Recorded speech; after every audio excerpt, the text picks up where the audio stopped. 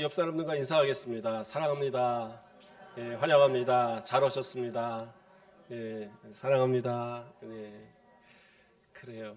예, 오늘도 말씀을 통해서 또 함께 은혜 받는 시간 되길 바랍니다. 오늘은 우리가 부부 주일로 지키는 주일입니다.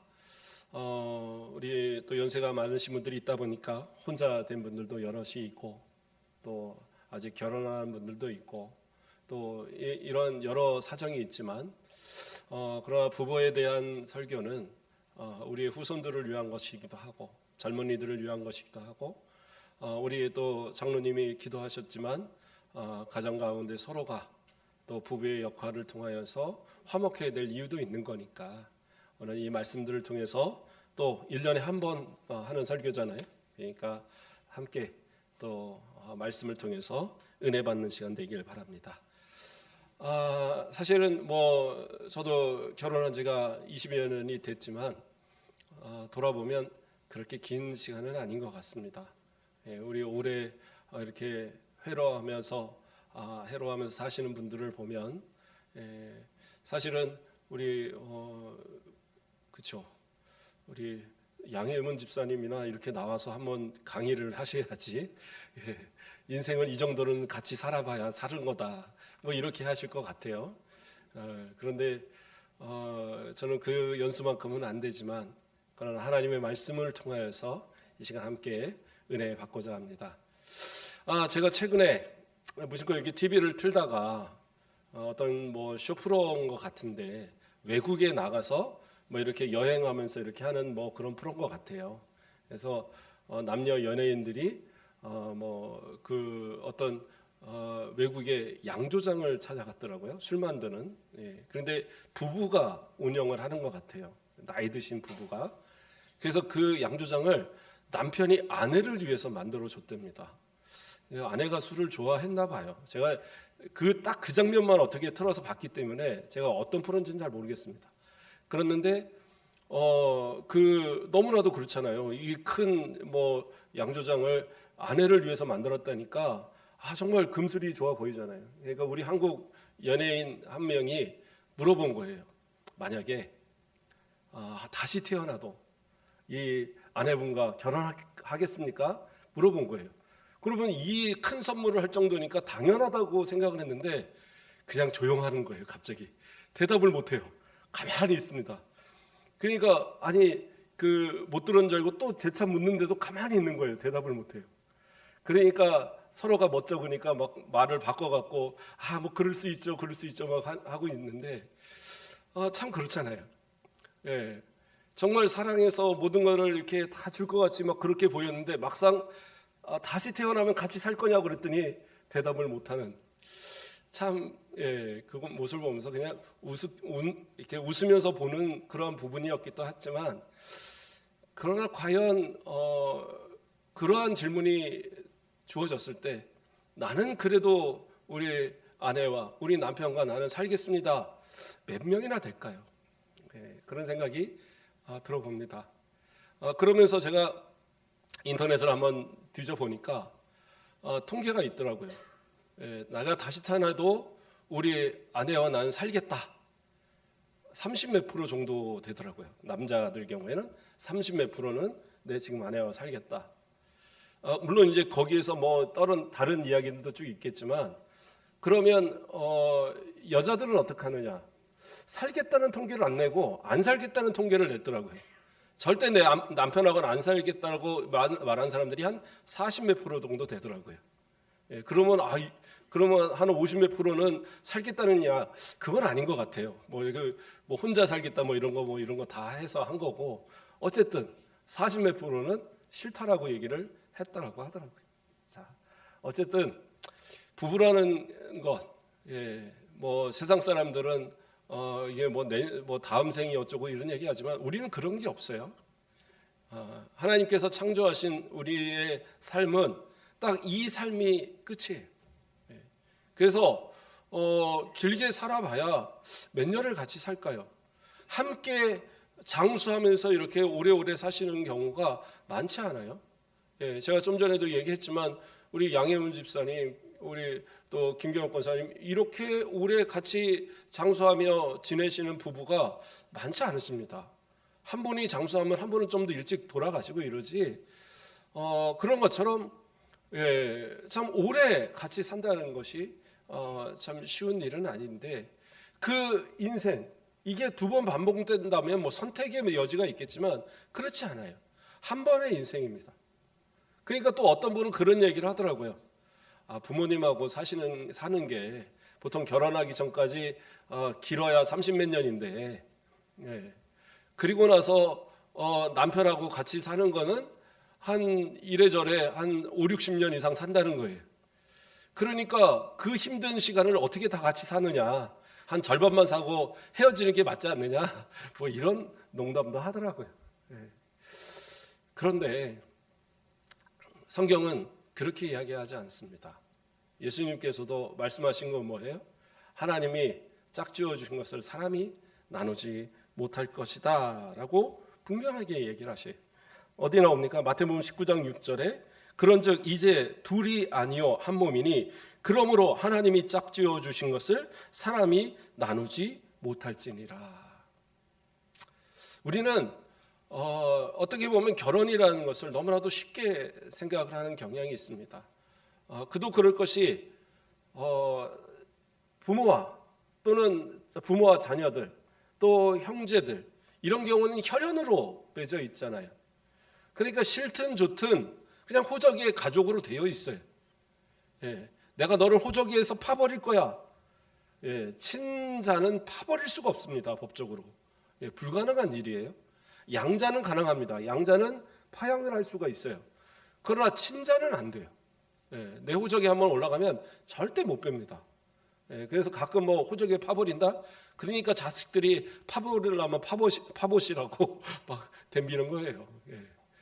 어쨌든 그래서 이 혈연으로 되어진 것은 어떻게 보면 너무 당연한 얘기지만 언제라도 서로가 또 화해할 일도 생기고 싫든 좋든 만나야 할 일이 생기고 그렇게 돼요. 근데 부부는 참 희한한 것이 정말 같은 이불을 덮고 같이 그렇게 살다가도 어느 날 서로의 그리고 헤어져 버리면 다시는 안 보는 남이 돼 버리는 그런 모습도 되더라는 거죠. 그런데 우리가 생각할 때 그러니까 부부는 좀 더 약한 관계가 아니냐. 그러나 그렇지 않다는 거예요. 지금 우리가 읽은 말씀을 통해서 알지만 뭐예요? 하나님이 짝지어 주신 것.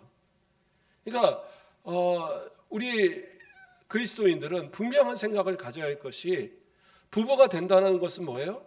하나님께서 짝지어 주신 거예요. 그러니까 하나님 앞에서 언약으로 맺어진 관계예요. 그래서 우리 성도들은 자녀들이요 할 수 있으면 목사님 주례로 결혼하게 하십시오. 요즘에는 또 뭐 자기끼리 결혼한다고 그래갖고 뭐 주례도 필요 없다. 우리끼리 서약하고 우리끼리 결혼한다. 물론 그 안에서 서약은 하긴 하더라고요. 그러니까 그것도 언약이긴 맞는데 목사님의 주례로 하는 것은 하나님께서 맺으셨다라는 것을 분명하게 하는 언약의 예식이에요. 그래서 되도록이면 분명히 그렇게 지도하셔야 되고 그래도 싫다고 하면야 그때는 뭐 어쩔 수 없겠죠. 그러나 부모들이 되도록이면 설득하시고 그래도 우리 목사님 주례로 또 예배로 그렇게 성도들의 축복 가운데 결혼했으면 좋겠다 권면하시는 것이 참 좋은 것 같아요. 그것이 또한 성경적이고 자 어쨌든 그 언약 안에 맺어졌기 때문에 사실은 그것이 더 강력한 구속력을 가져요.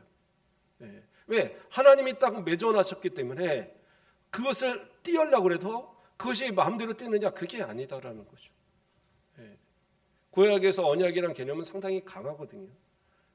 그래서 이 쌍방간에 어떤 언약을 맺을 때는 어떻게 해요?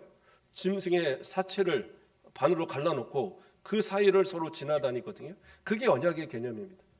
그래서 이 언약을 어기면 나는 이렇게 죽어도 좋다라는 거예요.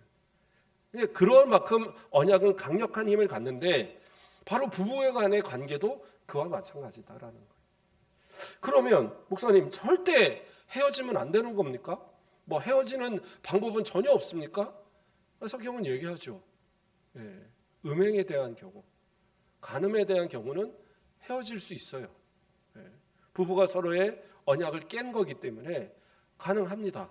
그래서 뭐라고 얘기해요? 마태복음 19장 9절 말씀을 보면 내가 너희에게 말하노니 누구든지 음행한 연고 외에 아내를 버리고 다른 데 장가드는 자는 간음함이라. 그러면서 뭐라고 그래요? 음행한 연고 외에는 이라는 말은 뭐예요? 음행한 연고는 가능하다라는 거예요. 그래서 이러한 정절을 깨는 서로의 어떠한 그러한 신의를 깨는 이러한 부분에 있어서 누구 하나가 그것을 깨버리면 그러면 그때는 그 언약이 깨어지는 거죠. 그래서 서로 헤어질 수 있어요. 그래서 예외의 규정을 성경은 정하고 있습니다. 그러면 목사님 그것만 헤어지는 겁니까? 그러면 그거는 무조건 헤어져도 되는 겁니까? 그런데 자, 우리가 앞서서 다시 말씀을 보겠어요. 좀 아까 읽었던 그 말씀 뭐라고 그랬어요? 하나님이 짝지어 주신 것을 사람이 나누지 못한다라고 얘기하고 있어요. 자, 하나님이 짝지어 주신 것을 사람이 나누지 못한다고 그랬는데 음행한 경우에는 헤어질 수 있다. 그럼 뭐가 좀 이상하잖아요. 그러니까 이건 무슨 얘기냐면 대원칙, 결혼의 대원칙은 이혼하지 말라는 거예요. 용서할 수 있으면 용서하고 그 어떤 것이라도 용서할 수 있으면 용서하고 살아가는 것이 원칙이에요. 그렇죠? 가족도 마찬가지잖아요. 혈연의 관계 안에서도 용서할 수 있으면 용서하고 사는 거예요. 부모가 자식한테 잘못했다고 자식이 나 우리 부모님 안 보고 살아. 그게 옳은 거 아니잖아요. 자식이 부모의 마음에 대못을 박았다고 너 이제 내 자식 아니야 호적이 파버려. 그런다고 못 판다니까요. 그래도 결국엔 용서하고 살잖아요. 부부도 마찬가지예요. 하나님이 맺으신 짝, 언약과 관계 속에서 용서할 수 있다면 용서하고 사는 게 원칙이에요. 그러나 예외를 두는 것은 뭐냐? 용서할 수 없다면 헤어질 수 있다라는 거예요. 그것을 이야기하는 겁니다. 아니 그러면 또 이 바리새인들이 이 문장이 나오는 이때에 바리새인들이 또 그러한 질문을 했어요. 뭐라고 질문을 했냐면 그러면 어찌하여 모세는 이혼 증서를 주어서 그렇게 버리라고 명령하였습니까? 이렇게 이야기하고 있어요. 그러니까 모세는 예외의 규정으로 이혼 증서를 주면 이혼할 수 있다 이렇게 가르쳤다 이거예요.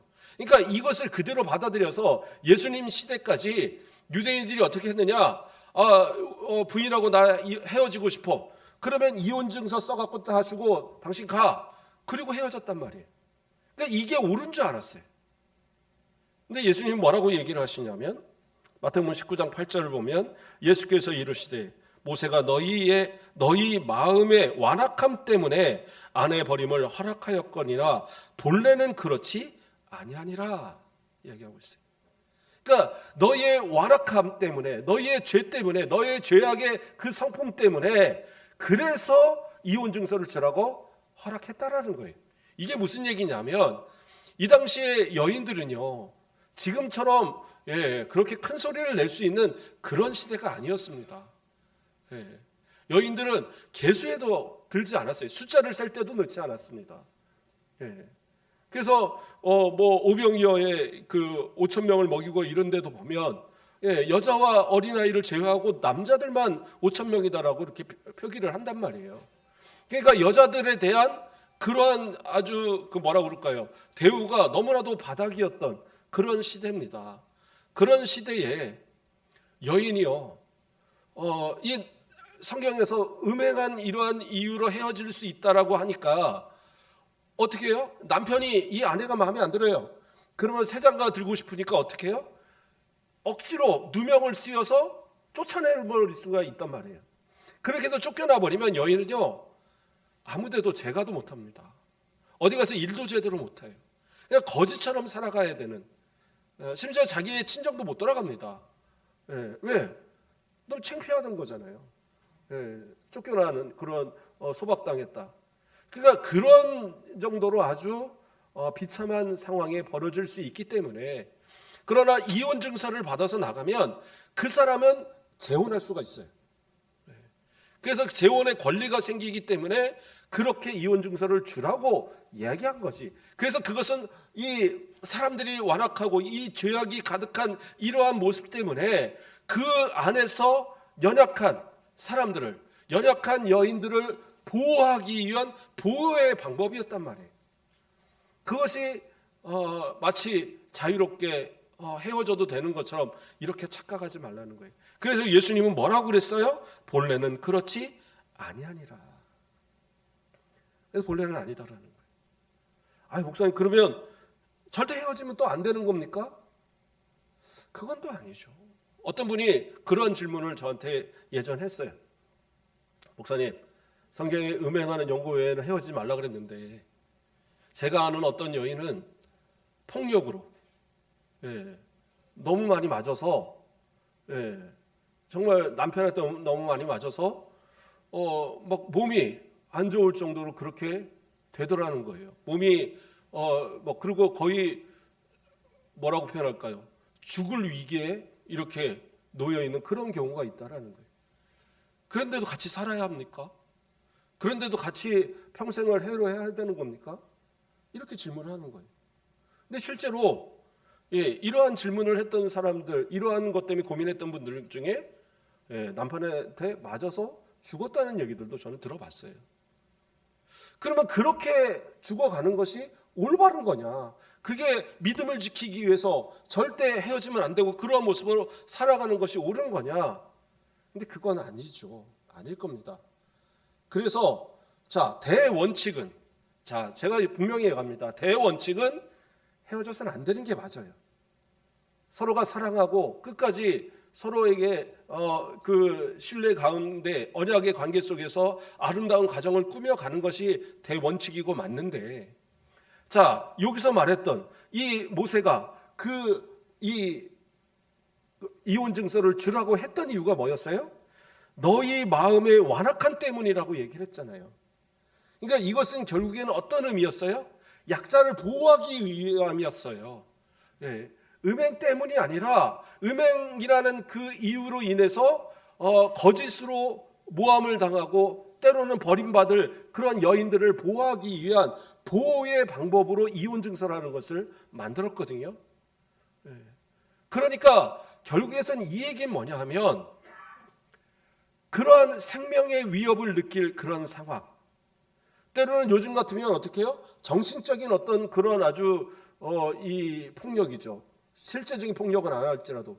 그래서 정신적으로 막 그 우울증과 막 이런 견디기 어려운 그런 상황들이 벌어지는 경우도 상당히 있거든요. 그래서 그런 어떤 폭력적인 이런 외적이나 또는 내적으로 주어지는 어떤 폭력으로 인해서 생명의 위협이 느껴지고 정말로 내가 어려운 상황이, 결혼을 이어가기가 어려운 상황이다? 그랬을 때는 그것이 불가한 것은 아니다라는 거예요. 그러면 제가 오늘 아침에 한 대 맞고 왔는데 목사님 설교에 은혜 받아서 오늘 가서 이혼 도장 찍으랍니다. 이러라는 건 또 아니에요.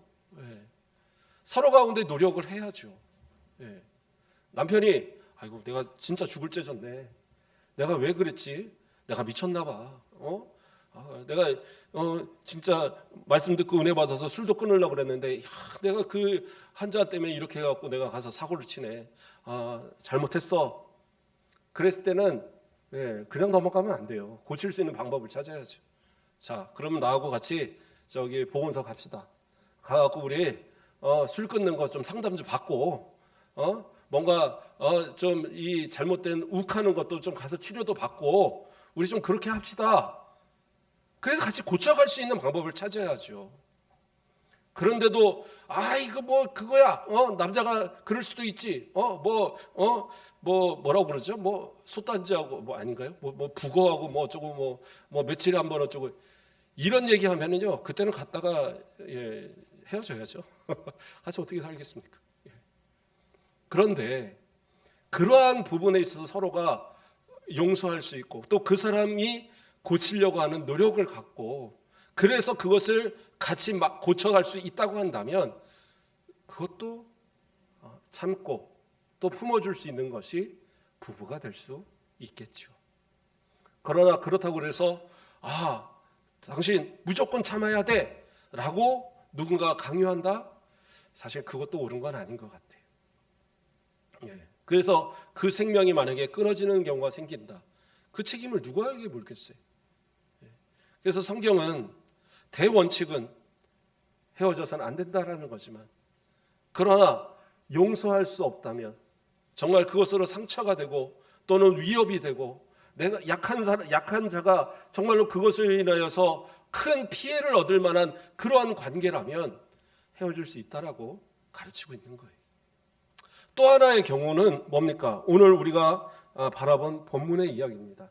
신앙의 문제. 그러니까 바울 사도도 예수님의 말씀이나 구약 성경에 나오는 말씀을 그대로 말한 건 아니고요. 해석을 한 말씀입니다. 해석을 한 말씀이기 때문에 여기서 나올 때 뭐라고 나와요? 12절 말씀 우리가 볼 때 그 중간에 보면 이는 명령이 아니라 라고 말하고 있어요. 이건 무슨 얘기냐면 권면이다라는 거예요. 명령이라기보다는 권면의 말씀입니다. 그러니까 해석을 한 거예요. 예수님께서 하신 말씀, 또 구약의 이러한 말씀, 이런 말씀들을 해석을 해서 그렇게 이 부당하게 어려움을 당하는 이러한 상황을 억지로 참고 있어서는 안 된다라고 바울은 해석을 했어요. 그래서 그 경우가 뭐냐면 신앙의 경우. 목사님, 그러면 신앙이 다르면 무조건 헤어져야 합니까? 그게 아니에요. 이 당시에는 마찬가지로 여인의 경우, 물론 남자는 좀 다를 수 있지만 여인의 경우는 남편이 허락하지 않으면 다른 종교를 갖는다라는 것이 사실은 불가한 겁니다. 그래서 여인들은 혹시 남편 몰래 교회를 다니고 하려고 한다면 정말 몰래 다녀야 되는, 몰래 믿어야 되는 그런 상황이었어요. 우리나라도 불과 몇십 년 전까지만 해도 교회 다닌다는 며느리 있으면 집안에서 거의 학대를 당했죠. 그런 집도 여럿이 있었습니다. 바로 제가 전에 있던 교회에서도 교회를 열심히 오랫동안 다니신 분인데 이분이 집사 임명을 못 받았어요. 왜? 세례를 못 받았거든요. 왜냐하면 그때 맞춰서 교회를 나올 수 있는 방법이 없어요. 그러니까 남편이 집에 있으면 못 나오는 거예요. 남편이 없으면 나오고. 왜 그러냐? 그 시어머니가 무슨 점을 봤더니 이 며느리가 교회를 가면 집안에 세 사람이 죽어나간다 그랬대요. 그러니까 점쟁이 말에 그래갖고 교회를 못 다니게 하고 그 말에 남편이 엄하게 못 가게 하는 거예요. 그러니까 결국에는 교회를 그렇게 못 오는데 정말 아주 작전을 펴갖고 이 세례 받을 수 있도록 그날을 어떻게 해서든지 오자 해갖고 세례를 받게 하고 교회를 다닌 지 10년이 넘어서 겨우 세례를 받은 거예요. 그리고 집사 임명을 받고 그때 눈물을 흘리더라고요. 내가 예수 믿고 결국엔 이렇게 집사가 될 수 있었다라는 것에 눈물을 흘리시더라고요. 그리고 교회에 올 때마다 자주 못 오세요. 한 달에 한 번, 남편 없을 때 와야 되니까. 근데 오면은 너무 기뻐하는 거예요. 너무 즐겁고. 그러니까 그렇게 이 신앙생활하는 이러한 모습들 참 어렵죠. 그런데 이슬람권 같은데 이런 데는 어떻게 합니까? 누군가가 아들이든 딸이든 예수를 믿는다? 남편이든 아내든 예수를 믿는다? 그러면 어떻게 돼요? 그 집안에서 갖다가 살인을 해버려요. 명예살인이라고 그래서. 그렇게 죽여도 큰 죄가 안 돼요. 그러니까 나라 법으로도 잡아다가 혼낼 수는 있는데 이 감옥에 가둬서 평생을 살게 하고 10년 몇십 년 살게 하고 절대 그러지 않아요. 대부분 그냥 넘어가고. 왜? 이슬람 교회 그 법규를 어겼다고 해서 신앙으로 인해서 그러한 아주 큰 핍박을 당할 수가 있단 말이에요.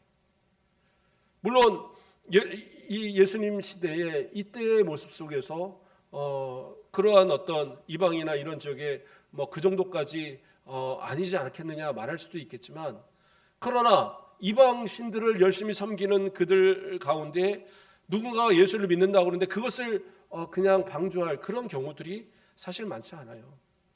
더군다나 유대인들 가운데서 개종한 그러한 아내, 그러한 남편을 볼 때에 가만히 있겠냐는 거죠. 사도 바울이 믿는 자들을 잡으려고 다메섹까지 쫓아갈 정도로 그렇게 예수 그리스도 믿는 데 있어서 핍박하는 그런 모습들, 나중에 가서는 로마가 예수 믿는 사람들을 잡아 죽이려고 할 때에 그때 나 예수 믿어요라고 하는 사람이 내 남편이고 내 아내인 경우에는 어떻게 해야 되겠어요? 그러니까 지금보다 훨씬 더 신앙을 지키기가 어려운 시대 때였던 거예요. 그렇기 때문에 바울 사도는 그것으로 인해서 핍박받을 성도들을 불쌍히 여긴 겁니다. 그러니까 예수님의 그 말씀을 해석을 해서 그 완악한 그들의 이 모습 속에 연약한 그 성도들이 거기서 핍박을 당하고 거기서 고통을 당하면서 그렇게 신앙생활하는 것을 옳게 여기지 않은 거예요.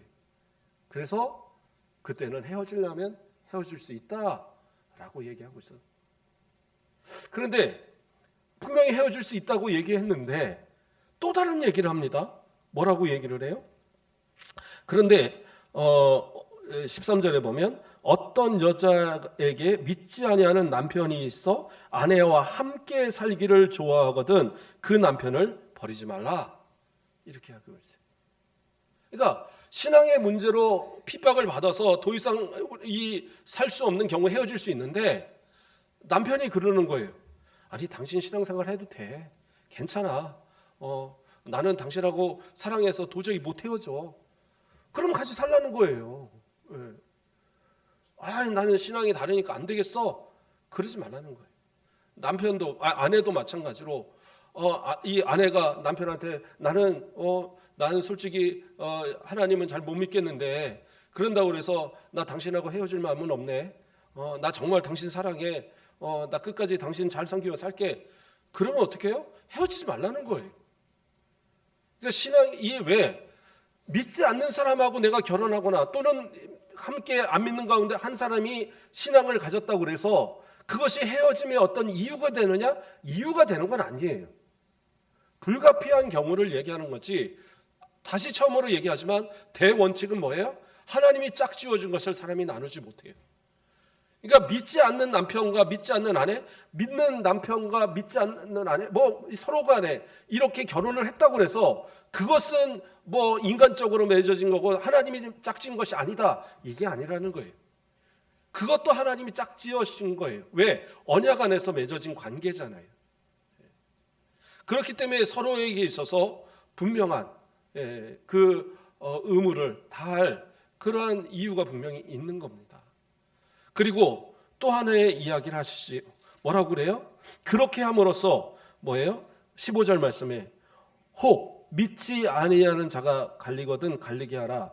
죄송합니다. 16절 말씀에 아내된 자여 내가 남편을 구원하는지 어찌 알 수 있으며 남편된 자여 내가 내 아내를 구원하는지 어찌 알 수 있으리요, 얘기합니다. 그러니까 하나님께서 믿지 않는 남편을 주시는 이유, 하나님께서 믿지 않는 아내를 주시는 이유가 뭐냐? 그들 구원하라고 했다라는 거예요. 그래서 때로는 핍박을 당해도 견뎌내는 이유가 뭐냐? 하나님, 저 사람 내가 아니면 전도 못할 것 같으니까, 내가 아니면 구원 못 시킬 것 같으니까 저 남편 전도하라고, 저 아내 전도하라고 하나님 내게 이렇게 맺어주셨군요. 이 마음을 갖는다고 한다면 쉽게 헤어지지 못한다는 거죠. 때로는 몰라서 저러는구나, 때로는 몰라서 저러는구나.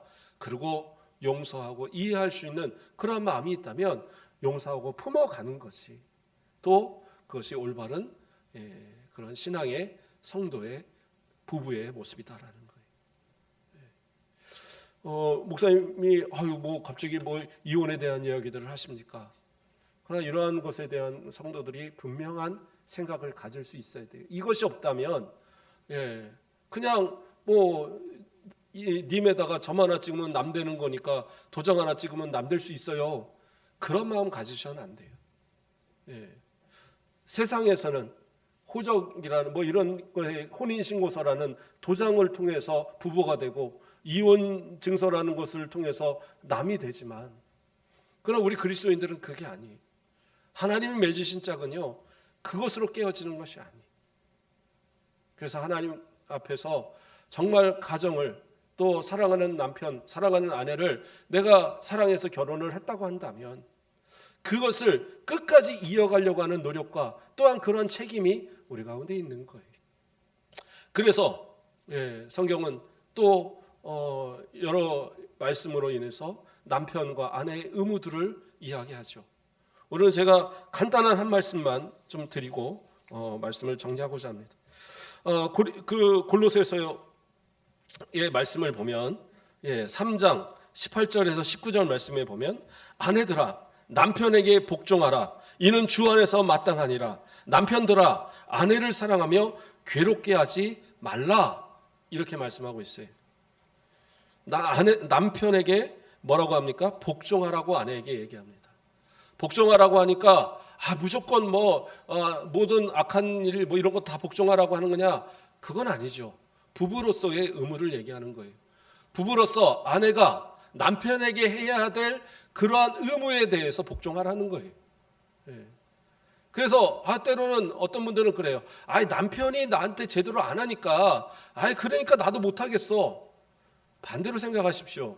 내가 아내로서의 의무를 다 하고 있는지, 그러지 않는다고 한다면 남편에 대해서 요구할 수 있는 것도 사실은 없는 거예요. 아내로서 내가 지켜야 될 그 모습들. 그래서 하나님께서 우리를 사랑하시는 것처럼 또 예수님께서 하나님 앞에 복종하시는 것처럼 그러한 모습처럼 또 교회가 예수님께 복종하는 것처럼 그렇게 그러한 마음으로 아내들은 남편을 대할 수 있는 것, 이게 진짜 신앙인들의 모습이다라는 거죠. 그리고 남편은 어떻게 해야 돼요? 아내에게 사랑하라는 거죠. 그리고 괴롭게 하지 말라고 얘기합니다. 이게 중요한 것 같아요. 복종도 하나의 사랑의 표현인 것이고, 여기서의 사랑은 정말 예수 그리스도께서 교회를 위하여서 성도를 위해서 그 피와 물을 다 쏟으신 그 사랑을 얘기하는 거예요. 그러한 사랑이 있어야지 그게 남편의 의무를 다하는 거예요. 내 아내를 위해서 내 목숨을 버릴 수 있는 그러한 마음이 없다. 그럼 남편 자격 없는 겁니다. 아내한테 가서 밥 달라고 그러면 안 돼요. 그냥 알아서 저기 간장에다가 그렇게 그냥 대충 비벼 먹고 나가시고 그러고 살아야지. 적어도 내 아내를 위해서 내 목숨을 버릴 수 있다. 그때 가서 여보 나 당신 위해서 죽을 수 있어. 그러면 반찬이 달라질 겁니다. 그러니까 그 정도의 사랑은 표현할 수 있어야죠. 그렇다고 집에 가서 당신 나 위해서 죽을 수 있어 물어보지 마세요. 그러다 또 싸움 날 수도 있으니까. 어쨌든 남편들이 그렇게 하시고 괴롭게 하지 말라는 거예요. 아내가 힘들어하지 않도록 남편 때문에 힘들어하는 일을 만들지 마시라는 거예요. 어떤 일이든지 아내하고 같이 상의하십시오. 어떤 사소한 것이라도 부부가 서로 상의하셔야 돼요. 그래서 서로가 같이 만들어 가야지 그냥 아내는 나한테 복종해야 되는 거니까 무조건 따라. 그러니까 괴로워하는 거예요. 작은 일에도 서로가 어떻게 보면 남편이 더 강하잖아요. 강한 자가 좀 더 약한 자를 배려하고 그럼으로써 괴롭게 하지 않는 그러한 삶의 모습들. 그래서 힘들어할 때 내가 그것을 분담하여 나눠서 할 수 있는 그러한 마음들. 이러한 모습들이 되어질 때 아내는 복종하고 남편은 사랑하는 이러한 가정이 이루어질 수 있다는 거예요. 부부로 산다라는 거 어떻게 보면 쉬운 일이 아닙니다. 부모와 자식 간에서도 수없이 싸우고 또 미워하기도 하고 때로는 가출도 하고 그러면서 평생을 살아가는데 하물며 서로 다르게 살았던 사람들이 같이 부부가 되어서 살아가는데 그게 어떻게 쉬울 수 있겠습니까? 더군다나 1, 2년 사는 것도 아니고 수십 년을 살아야 되고 인생의 반 이상을 같이 살아야 되는 그러한 것이 부부의 모습인데 서로에 있어서 조금 더 배려하시고 조금 더 사랑하여 주시고 조금 더 양보하시고 그래서 정말 아름다운 그러한 신앙의 가정의 본을 보여주시고 내 부모의 모습을 바라보며 내 부모와 같이 나도 아름다운 가정을 꾸미겠다라고 자녀들이 그렇게 생각할 만한 그러한 가정들, 그러한 부부들, 또 그렇게 자녀들에게 권면해 줄 수 있는 우리 모든 성도들 되길 주님의 이름으로 축원드립니다. 기도하겠습니다. 사랑의 하나님, 감사를 드립니다. 우리를 사랑하여 주시고 주의 은혜 가운데에 또 아름다운 가정을 꾸며갈 수 있도록 은혜 주심을 감사를 드립니다. 부부간에 사랑하는 모습이 있게 하시고 부모의 사랑의 모습을 자녀들이 보고 배우게 하시고 자손만대에 하나님의 복이 떠나지 않는 복된 가정으로 하나님께서 약속하신 모든 복을 누리는 우리 모든 부부와 그 가정이 되도록 축복하여 주시옵소서. 감사합니다. 예수 그리스도의 이름으로 기도드립니다. 아멘.